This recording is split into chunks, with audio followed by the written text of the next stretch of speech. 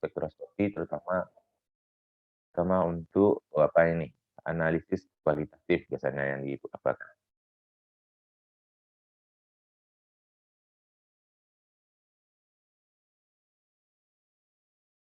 Nah, sekarang kita coba masuk untuk infrared infrared spektroskopi ya, atau spektroskopi inframerah ya. Nah, jadi kalau secara garis besar bahwa dengan adanya interaksi materi dengan infrared ini akan menimbulkan suatu getaran atau vibrasi dari molekul tersebut. Nah, jadi untuk mudah mengingatnya, kalau secara definisi terminologinya itu sangat apa sekali. Jadi kita ambil yang mudah saudara untuk memahaminya, bahwa setiap ada materi yang diinteraksikan atau disinari dengan suatu inframerah, itu akan menyebabkan terjadinya vibrasi dan rotasi atau getaran dari molekul tersebut. Ya, sebab kalau kita lihat kekuatan energi dari inframerah ini boleh dikatakan cukup tinggi. Sehingga dengan adanya interaksi itu menyebabkan molekul tidak dalam keadaan statik, tetapi dalam keadaan dinamik. Nah, di sini terlihat bagaimana dalam kurva ini, ya, eh, perbandingan antara energi potensial dan interaksi dari materi tadi, interatomic distance, jadi jaraknya, interaksinya tadi, sehingga nanti ada 2 klasifikasi yang terjadi di sini, adanya yang disebut dengan transmisi rotasi dan transmisi vibrasi. Nah, kemudian kalau kita lihat dari panjang gelombangnya untuk radiasi inframerah ini, yaitu mulai dari 12.800 sampai 10 sentimeter per sentimeter, atau dengan kata lain panjang gelombangnya yaitu 0,78 sampai 1.000 mikrometer. Nah, ini terlihat bagaimana mulai dari energi besar sampai ke energi kecil dari masing-masing pergerakan tadi. Seperti rotasi transmisi itu memiliki energi yang sangat kecil, sedangkan kalau vibrasi transmisi itu memiliki energi yang cukup besar untuk mengatakannya. Nah, nanti dari hasil ini akan muncul puncak-puncak. Nah, puncak-puncak yang akan kita interpretasikan bahwa puncak-puncak itu adalah bentuk dari suatu kelompok molekul. Kalau kita istilahkan lebih detailnya adalah suatu gugus fungsi. Ya, makanya kalau untuk infrared ini orang lebih cenderung menggunakannya untuk mengidentifikasi suatu gugus fungsi atau suatu kelompok molekul. Nah, itu yang harus saudara pegang dari sekarang.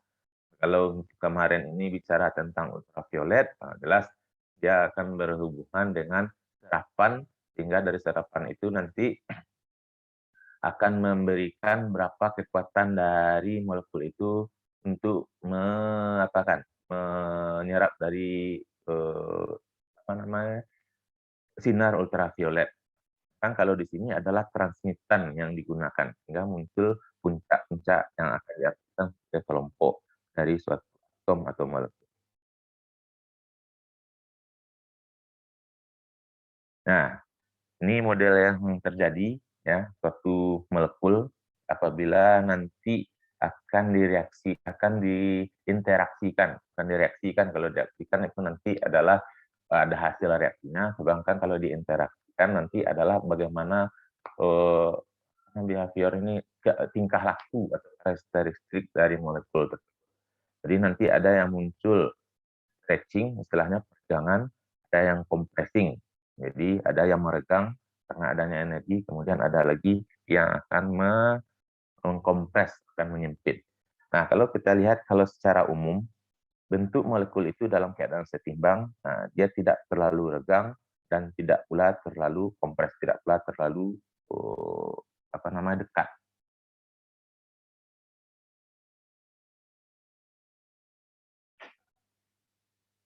Nah, jadi kalau kita lihat beberapa tipikal untuk infrared ini, ya, terutama untuk kelompok-kelompok kimia organik, molekul organik, ini sangat membantu sekali, ya. Sebab kalau seandainya saudara diminta menginterpretasikan suatu molekul yang belum diketahui, pasti salah satu yang akan diapakan nanti, yang saudara ujikan atau saudara lakukan adalah menggunakan infrared. Sebab secara umum infrared ini akan memberikan hasil yang spesifik, yang nanti apabila dikomparasi atau digabungkan akan membantu sekali dalam menyusun suatu molekul yang belum diketahui. Ya, di sini dikatakan bahwa untuk band, ya, kekuatannya itu biasanya lebih besar dibandingkan UV, fluoresen, kemudian fosforesen, kemudian ada lagi bentuk molekulnya bisa diinterpretasikan sebab dari panjang gelombang tadi itu akan terjadi pengelompokan mana bagian-bagian dari dari bagian-bagian molekul itu akan akan terpisah secara sendirinya. Kemudian ada juga digunakan ya, termasuk itu untuk kualitatif, sedangkan kalau untuk kuantitatif itu biasanya lebih menekankan kepada bagian spesifik atau diistilahkan dengan sidik jari. Jadi nanti itu satu puncak itu yang akan diukur kekuatan intensitasnya sehingga nanti bisa diartikan dalam Lambert untuk mencari konsentrasi dan lain-lain. Ya, kalau untuk hukum Lambert sudah sudah diperkenalkan ya untuk di perkuliahan sebelumnya. Sudah ya. Nah, ya, jadi tidak perlu saya ulang lagi untuk apanya. Nah, pada contoh ini bagaimana bisa definisi dengan bagus fungsi yang dimiliki oleh senyawa ini dalam hal ini adalah kelompok senyawa alifatik. Tahu senyawa alifatik kan pengertiannya? Yaitu kelompok senyawa hidrokarbon. Jadi CH saja yang ada di sana. Nah, biasanya untuk kelompok hidrokarbon ini yang paling membedakan adalah bentuk ikatan yang ada di sana. Ada nanti yang ikatan tunggal, ada ikatan rangkap 2, kemudian ada ikatan rangkap 3. Terus secara umum dia akan sama seluruh gugus molekul, rumus molekulnya di sana. Berapanya. Nah, di sini akan terlihat bagaimana model misalnya heksan sebagai alkana, kemudian heksen yang ada ikatan rankapnya, kemudian heksin atau kelompok dari alkuna. Nah, dengan apa ini, dia langsung akan akan terbagi secara spesifik model-model dari gugus fungsi yang dimiliki oleh molekul. Nah, kemudian untuk vibrasi, ya, tadi sudah bicara tentang vibrasi, ada beberapa model ya yang sering yang terjadi di pada transmisi vibrasi ini ada yang istilahnya stretching, ada yang rocking, kemudian ada soaring. Ya, jadi ada yang meregang, kemudian ada yang menekuk, kemudian ada yang menggunting.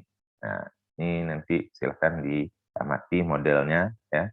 Ada yang simetrik, asimetrik, kemudian ada yang bending.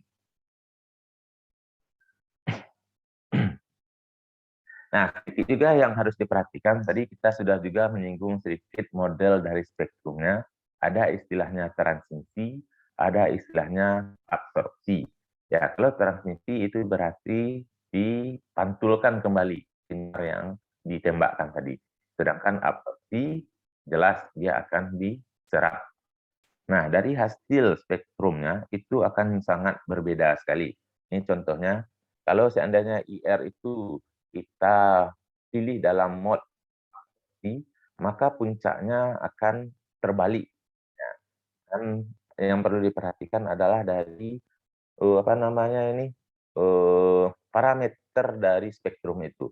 Kalau seandainya absorpsi, jelas di samping di sumbu Y-nya itu adalah dalam bentuk ABS, absorption, ya.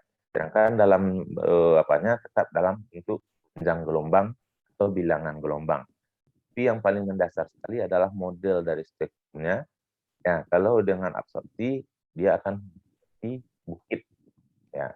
Itu yang apanya, yang mencirikan ini biasanya digunakan pada ultraviolet. Sedangkan kalau dalam bentuk transmisi kebalikannya, bukan lagi yang bentuk bukit tetapi dalam bentuk apa namanya itu jurai. Ya, jurai atau stalagmit kalau di apa, maka di sini akan terlihat bagaimana perut luas atau sempitnya dari bentuk puncak yang akan terjadi pada misi ini. Nah, biasanya kalau untuk absorpsi, biasanya model dari puncaknya itu adalah dalam bentuk setimpal, ya, seperti lonceng yang setimbang. Sedangkan kalau dalam transmisi itu lagi dicirikan lagi, biasanya sangat apa sekali, sangat strict sekali. Tidak jarang yang setimbang apanya, model puncaknya. Ya, kalau di sana adalah kekuatan dari radiasi tadi dan bagaimana molekul menanggapi dari radiasi tersebut. Nah, ini model apanya klasifikasi dari transmisi. Nah, ini sangat apa sekali akan saudara sering temukan sekali dalam membahas spektrum infrared ya. Ada yang puncaknya sedikit saja muncul, kemudian ada yang medium, kemudian ada yang strong yang kuat. Ya, jadi intensitas inilah yang nanti akan diukur terutama untuk apa namanya ini, untuk kuantitatif ini yang akan diukur. Cukup satu puncak yang mungkin saudara ketahui, terutama di daerah sidik jari. Ya, nanti kita apakan kita bahas mana yang daerah fungsional, mana daerah sidik jari.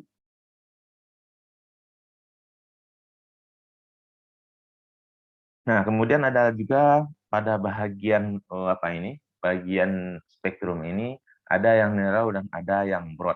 Ya, yang broad, nah ini terlihat bagaimana kangkangan dari apa ini, dari puncak ini, ya, sangat besar sekali. Terutama ini diciri khaskan dengan adanya molekul air yang terkandung di dalam molekul tersebut. Terutama untuk kelompok-kelompok hidroksi. Hidroksi tahu ya, alkohol itu paling banyak apanya, puncaknya dalam bentuk broad. Ini dipengaruhi oleh interaksi molekul tersebut dengan molekul air yang ada di udara. Makanya kalau seandainya saudara melakukan pengukuran atau pengujian menggunakan infrared, itu sangat dianjurkan sekali untuk menyimpannya di dalam wadah yang kedap udara, terutama kedap uap air. Sebab seandainya suatu senyawa itu interaksi dia dengan molekul air sangat kuat, otomatis puncak-puncak yang lain yang seharusnya muncul pada daerah sekitar 3000-an itu akan tertutupi oleh broad spektrum dari molekul tersebut yang sudah berinteraksi dengan air. Jadi tidak salah pula misalnya saudara menggunakan apa namanya gula, molekul gula itu kan sangat apa sekali dengan molekul air, nanti akan muncul puncak yang sangat besar, bahkan hanya muncul satu puncak besar. Itu kalau kita perhatikan dalam interpretasi data nanti itu akan sangat-sangat mengganggu sekali, sehingga apa, tidak muncul seharusnya ada puncak yang harusnya nampak pada pergeseran sekitar 3000 itu akan tertutupi dengan puncak yang sangat besar. Ya, itu harus bentuk-bentuk perlakuan yang harus diperhatikan dalam apakan ini, dalam mempelajari untuk infrared ini.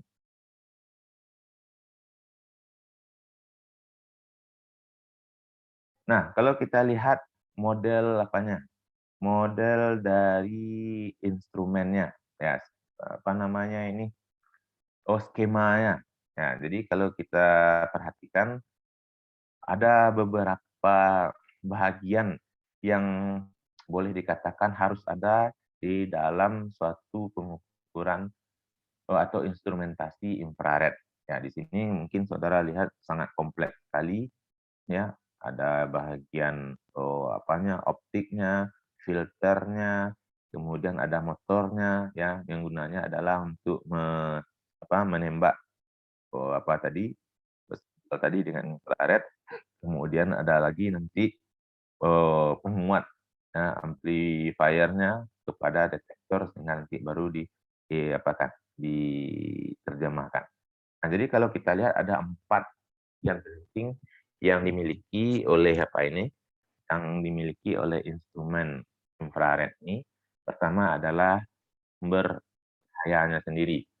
Kemudian sampel handling. Nah, jadi sampel handling ini adalah jenis dari jenis dari sampel itu, apakah nanti seperti padatan, cairan, gas yang akan diukur. Kemudian ada lagi detektor. Detektor gunanya adalah menangkap tadi model interaksi tadi. Kemudian dari detektor inilah nanti akan dicatat atau direkod, sehingga akan menghasilkan suatu spektrum yang bisa nanti dipergunakan terutama untuk mengidentifikasi suatu molekul. Nah, kita masuk pertama untuk sumber cahaya ya. Nah, jadi sumber cahaya namanya infrared, biasanya cahaya yang ditimbulkan itu adalah bentuk cahaya panas, energi panasnya. Jadi kalau kita lihat ada beberapa model model sumber cahayanya yang digunakan. Yang pertama seperti nest blower. Jadi nest blower ini adalah campuran dari beberapa metal, beberapa logam seperti air, cadmium, thorium. Kemudian ini akan menghasilkan suatu panas, yaitu berkisar dari 1.200 sampai 2.200 derajat Celcius. Nah, dari hasil inilah nanti dia akan bisa memberikan interaksi dengan sampel atau materi yang kita uji. Ya. Nah, ini kalau untuk nurse ini dikatakan bahwa sangat-sangat overhead, sangat-sangat panas, sehingga harus alat tersebut harus dilakukan perlakuan khusus ya supaya nanti tidak menimbulkan kerusakan. Ya, jadi dikatakan materi untuk instrumen ini sekarang kan boleh katakan banyak dari plastik dan macam-macam. Apabila terlalu panas tinggi itu akan menyebabkan meleleh. Ya. Kemudian ada lagi globar. Ya. Kalau globar ini hampir sama, tapi bahan yang digunakan di sini adalah untuk silikon, ya, silikon karbida. Nah, globar ini yang paling banyak digunakan sebab kekuatannya boleh dikatakan panasnya sedang, tidak terlalu tinggi dibandingkan dengan nurse blower. Kemudian ada lagi wire source. Ya, jadi ini juga menggunakan nikrom. Tetapi yang menjadi permasalahan untuk wire source ini, dia tidak memiliki waktu lama untuk masa kerjanya. Jadi sangat-sangat sangat singkat sekali, walaupun aman digunakan, tetapi secara ekonomi kalau seandainya sering diganti juga akan menimbulkan masalah. Kemudian ada lagi CO2 laser. Ya, CO2 laser ini campuran dari 70% helium, kemudian 15% CO, kemudian ada lagi gas nitrogen sekitar 15%. Kemudian ada beberapa bentuk ya, sumber lain seperti dari merkuri, ya. Kalau di infrared juga ada digunakan merkuri sebagai sumbernya atau tungsten, ya, sama juga digunakan untuk sumber dari radiasi infrared. Ya, juga kalau nggak salah di ultraviolet juga menggunakan tungsten sebagai sumber radiasinya. Kemudian untuk detektor, ya, untuk detektor ini menggunakan beberapa model. Ya, di sini katanya ada 2 model yang umum digunakan. Pertama yang thermal, ya dari panas, detektor panas tadi. Ada yang menggunakan thermocouple, di mana nanti dengan adanya radiasi tersebut, maka dari masing-masing apa tadi, dari masing-masing metal yang digunakan sebagai pendeteksi panas tadi, ini hampir sama prinsipnya dengan ketika ya, ketika apabila panas, dia akan berhenti tek untuk karena dia akan menyerap, kemudian menginterpretasikan model dari apa tadi, model radiasinya tadi. Ya, kalau yang termokouple.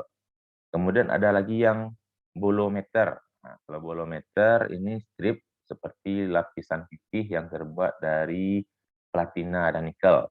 Nah, ini dia lebih bagus untuk menyerap absorpsi, ya, absorpsi, kemudian sangat sensitif. Nah, umumnya untuk apa sekarang, untuk infrared sekarang terutama yang FTIR lebih banyak menggunakan bolometer sebagai detektornya.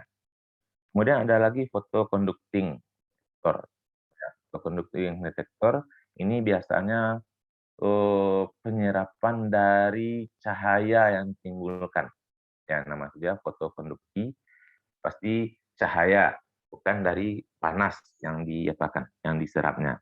Jadi apabila suatu materi diinteraksikan, ini pelajaran dasarnya pasti akan mengalami eksitasi, eksitasi dari molekul tersebut. Dengan adanya eksitasi itu ada yang melepaskan energi. Nah, melepaskan energi inilah yang menimbulkan model pencahayaan atau pewarnaan. Ya, di UV itu sangat ditekankan sekali. Ya, ini timbulnya berbagai bentuk warna yang merupakan hasil dari pelepasan energi eksitasi dari suatu molekul. Di IR juga bisa digunakan karena IR ini juga menimbulkan energi, ya, menimbulkan energi dengan adanya interaksi radiasi dari IR tadi, maka bisa salah satu pendeteksinya menggunakan pelepasan energi tadi. Jadi cahaya-cahaya yang muncul dari eksitasi itu yang akan ditangkap oleh detektor dan dihasilkan dalam bentuk yang gelombang. Ya, secara umum bentuk kerja dari photoconducting.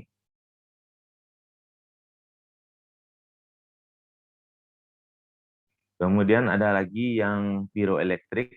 Nah, ya, piroelektrik ini juga digunakan di FTIR. Ya, ya saudara nanti juga akan dikenalkan. Di sekarang ini IR-nya ada dua model ya.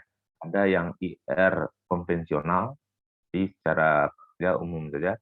Kemudian ada lagi FTIR, Fourier Transformation Infrared. Ini juga akan kita bahas dalam model ini. Ya, nanti jangan pula bingung. Nah, ini Bapak ini bilang IR, kemudian ada lagi FTIR. Ya, jadi memang ada dua model untuk spektroskopi infrared ini.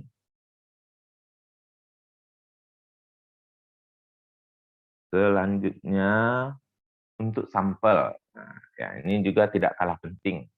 Sebab kalau handle atau penyiapan sampelnya tidak bagus, otomatis spektrum yang akan saudara terima juga akan tidak bagus. Saudara udah apa ini? Sudah praktikum infrared, membuat video infrared nih? Sudah, Pak. Nah, boleh tahu nak, bagus nak spektrum yang muncul? Spektrumnya, Pak. Ya. Kalau kami kemarin lihat spektrumnya sama kakak yang nge-labnya, belum ngerti juga sebelumnya Pak bentuk spektrumnya Pak. Cuman dilihat kemarin tuh ya memang spektrumnya tuh memang banyak gitu Pak yang terbalik gitu Pak. Ya gini, nanti ada contohnya. Biasanya kalau handling yang tidak bagus itu pada puncak 4.000 sampai 3.000 itu banyak sekali noise yang muncul tuh. Nah, seperti gelombang radio. Nah, itu biasanya handling dari sampel tidak bagus. Atau tadi sebagai contohnya juga untuk untuk pada 3.000 sampai 2.000 itu bisa jadi kalau tidak diapakan dulu, tidak dikeringkan dulu sampel saudara itu akan terjadi broad spectrum. Nah, itu spektrum sangat lebar.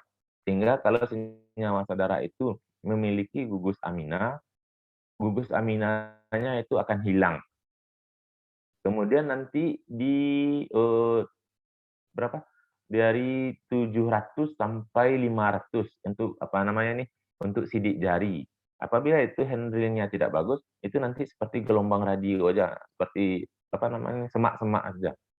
Itu sangat, apa, sangat sangat saudara temukan, akan sering saudara temukan, waktu pengukuran dari kelompok senyawa-senyawa yang mengandung, apa namanya nih, yang hidroskopis atau yang sangat mudah menyerap uap air.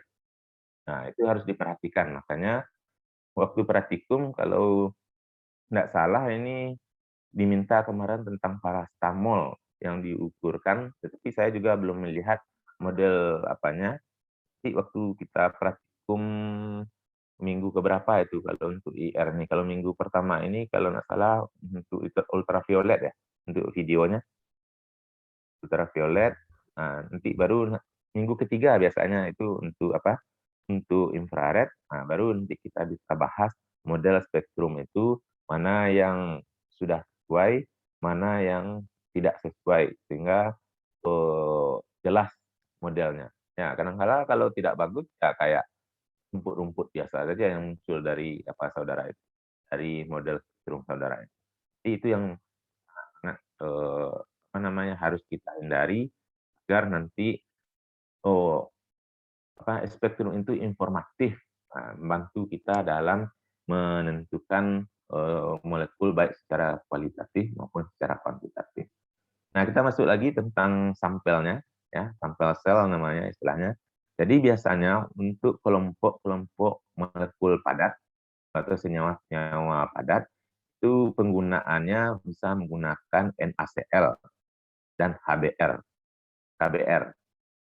Sebab, kelompok dari apa ini, kelompok dari halogen ini, dia tidak memberikan, apa namanya, transmisi.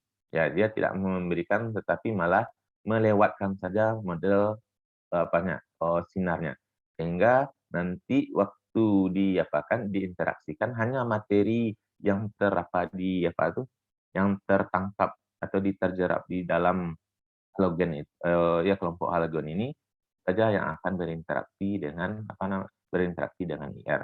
Nah, sampai saat ini kalau orang membuat infrared pasti nanti plat yang digunakan atau campuran yang digunakan itu adalah NaCl atau KBr. Kalau nggak salah untuk praktikum saudara sekarang tidak menggunakan plat lagi, nah cukup diapakan saja, cukup diambil sedikit, dimasukkan ke dalam, lubang kecil, nanti baru itu yang diapakan, nah, ditekan, itu diinteraksikan. Nah, istilahnya itu ATR kalau nggak salah itu.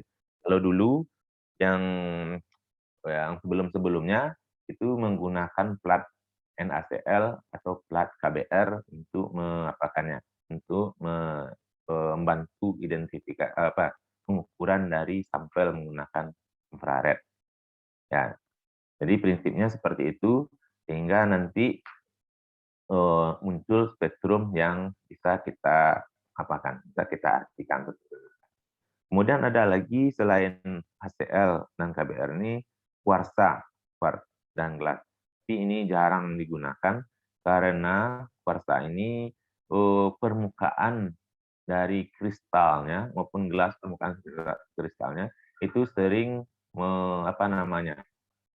sering rusak waktu pencampuran dengan sampel, sehingga itu tidak, bagus dalam mengabsorpsi atau mentransmisikan sinar infrared ini. Jadi ini sudah ditinggalkan kuarsa sama gelas ini. Nah, biasanya untuk kuarsa dan gelas lebih bagus itu digunakan pada sel ultraviolet. Makanya pada kupet itu sampai saat ini orang menggunakan gelas, menggunakan kuarsa. Larutan itu tidak terlalu merusak permukaan dari kristal kuarsa maupun kristal gelas tadi. Gelas ini kan dari kuarsa juga. Nah, selanjutnya untuk apa? Untuk sampel yang bentuk cairan. Nah, ini juga apa? Juga harus diperhatikan sebab model dari apanya juga penjerap atau media untuk melewatkannya juga harus bisa terlewati oleh infrared ini. Ya, sampai saat ini juga masih menggunakan sel yang terbuat dari NaCl. Ya, dan sangat harus dihindari jangan sampai ada molekul air yang tercampur dengan molekul saudara yang akan dimasukkan pada plat NaCl. Nah, ya, sebab kalau adanya molekul air, otomatis itu akan menyebabkan kristal ACl itu akan terlarut, yang akan ditakutkan. Ya, kalau sudah terlarut model kristal ACl-nya, ya itu akan lain lagi muncul puncaknya, kan itu tidak memberikan hasil yang bagus. Nah, biasanya untuk pelarut-pelarut yang digunakan, ya pelarut yang